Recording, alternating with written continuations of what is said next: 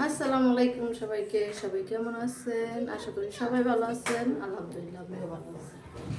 তো সকালে ঘুম থেকে উঠা বললাম, তো ঘুম থেকে উঠে কি কি করি আপনাদের দেখাই।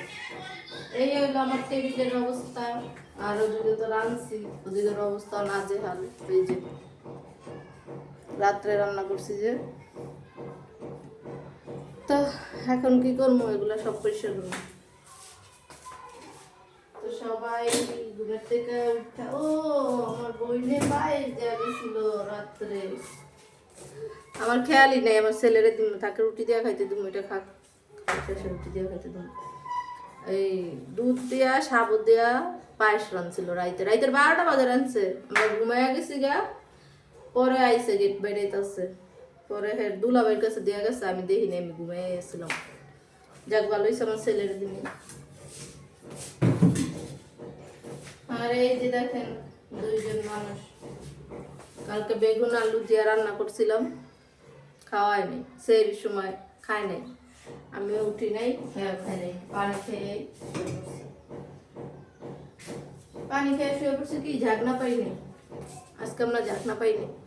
ঝাঁকনা পাবো কেমন? এই যে যে বাসায় থাকি বর্তমানে, এই বাসায় কেউ করে ডাক দেয় না, সবাই সবার মতন। আর আগে যে বাসায় ছিলাম, ওই যে খাদুন এলাকায় ছিলাম আগে, গত বছর কি 6-7 বছর থেকে আইছি আমি এই এলাকায়, নতুন আইছি।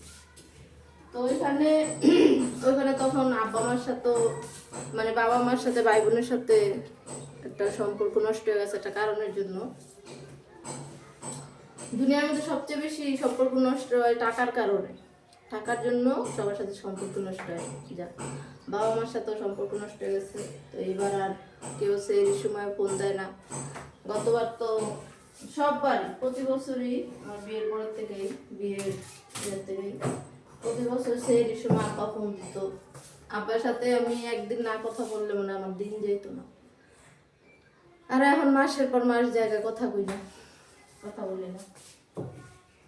যাই হোক, সেই সময় উঠতে পারি নাই, তাই খাওয়া হয় নাই। আমার জামাইরও খাওয়া হয়নি। তরকারি যেমনটা তেমনই রয়েছে, ভাত যেমনটা তেমনই রয়েছে, খাওয়া হয়নি।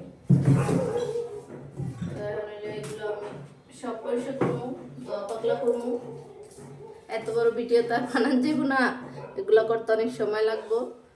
তো দেখেন এই যে টেবিলে বসে করবো, এগুলো আবার পাকের করে বেসিনে অনেকগুলো হাঁড়ি পাতিল আছে, এগুলো দেবো, সব কিছু দেবো। সব কিছু কইরা তারপরে গায়ে গোসল দিয়া আজান দিলে আল্লাহর রহমতে, আল্লাহর কালাম, আজান দিলে নামাজ পড়বো। এর আগে আবার যাবো, একটু বাইরে যাবো, একটু ভিডিও বানাইতে। আপনারা তো কেউ ঘরের ভিডিও দেখেন না, এর জন্য বাইরে যেয়ে একটু ভিডিও বানাইতে হয়। তো সবাই আমার ভিডিওটা দেখবেন আর সাবস্ক্রাইব করে দিবেন, আমার পাশে থাকবেন, আমার ভালোবাসা দিয়ে একটু পাশে থাকবেন। আমিও সবার পাশে থাকবো। সবাই ভালো থাকবেন। আল্লাহ হাফেজ।